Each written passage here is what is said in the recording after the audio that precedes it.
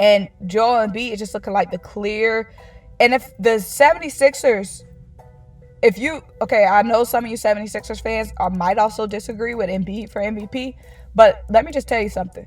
If the 76ers are going to make it anywhere top 4 in the East, it's going to be on the back of Joel Embiid being an MVP type caliber player. Because it's not going to come from Ben. Let that sit in.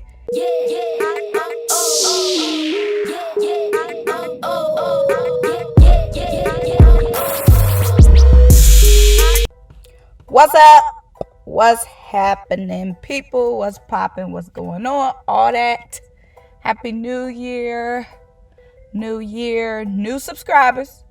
So if you are new here, make sure you like, make sure you comment, make sure you subscribe, and keep rocking with me, Symone with the Sports. So obviously I'm not in the studio right now. I'm in the booth because I had to get this off my chest, and I'm not at home. But I will be back in the studio soon because I miss you guys. So guys, Joel Embiid. Now, you seen the title, you seen the thumbnail. All of you haters are already probably blowing up my comments, disliking the video. No way, no Joel Embiid. Let me make my case, please. And let me start off by saying, if you don't know me, which most of you don't,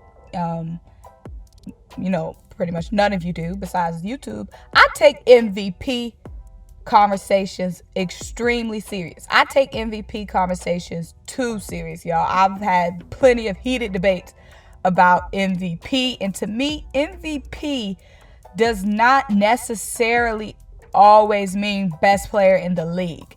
It means, yes, usually it does mean best player in the league, but MVP, you're the best player on the team. Remove you from the team, and the team has no chance of contention or whatsoever. Without you, you are the most valuable piece to winning, okay?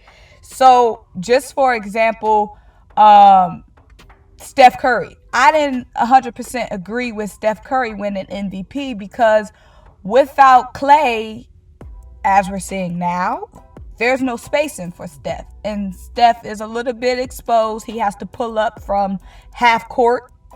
You know what I mean? Because he can't do what he does without, another shooter around him. So I didn't really agree with Steph. That's just for example. No hate, and love the Currys. Love y'all family. Aisha, you cool. I rock with all the Currys.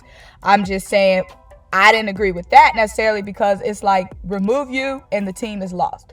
And we saw that when Steph couldn't really carry the team. We're seeing that now. But that's why I'm really making the big case for Joel Embiid, guys. Now, obviously, we're seeing so far into this season that when Joel Embiid is not on the court, the team is lost. The team is in shambles. It's a couple of games into the season, but it's clear, it's evident once again, Joel Embiid is the best player on the team. And, of course, he's been the best player before, but he's always had the narrative of that he's been lazy. He's not always into the matchup. If it's not like a doubleheader, TNT, ESPN, if it's not him playing for a playoff spot, if he's just playing a lowly team, kind of a low management team, he's not really interested in the game. But this season is showing different. And mind you, we're 4 games into the season, but Joel Embiid's effort has been off the charts. Even a game against the Raptors, like last night. Yes, the Raptors are a potential playoff team. I'm not sure if I'm totally bought in. But there's just plays where Joel Embiid is just diving, giving his body to the game, taking charges, taking blocks, diving out of bounds to save the ball. Like, he is putting 100,000% effort on a league pass game, okay? A game that's not even on national TV.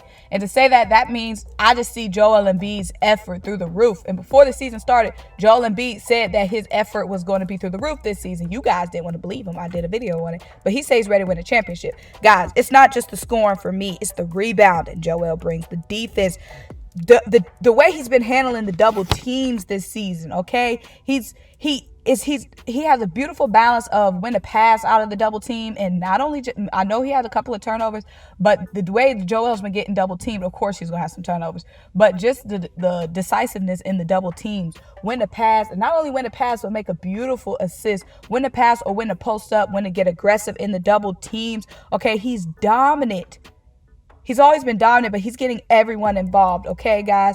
Last night, 29 points, 14 rebounds. I think he had 4 or 5 assists, 2 rebounds.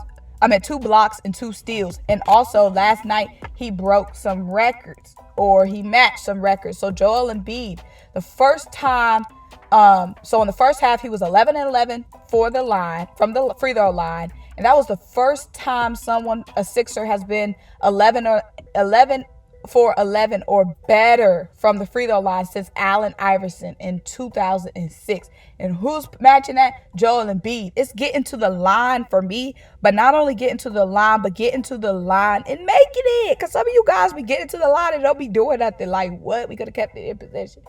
Joel Embiid also last night was the first 76ers player to score 25 points and grab 10 rebounds in each of his first 3 games in a season since Charles Barkley, y'all, since the 80s. Okay, and Charles, mind you, had a lot to say about Joel last season. And Joel said he was going to prove his haters wrong. He's definitely proving it wrong.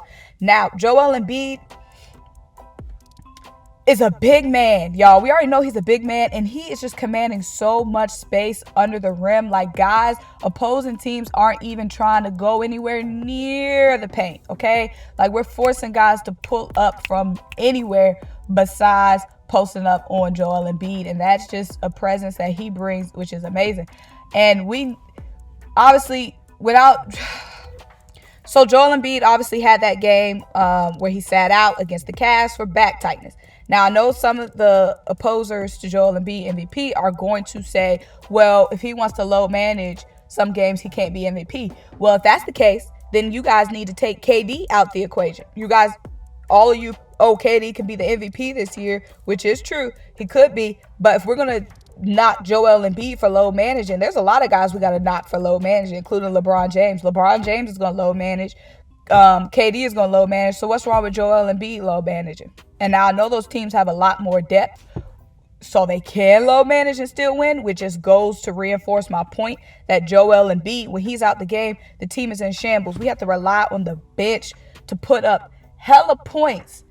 Like, the thing is, without Joel Embiid in the game, obviously Ben is supposedly the second best player on the court, but he doesn't add any offensive presence.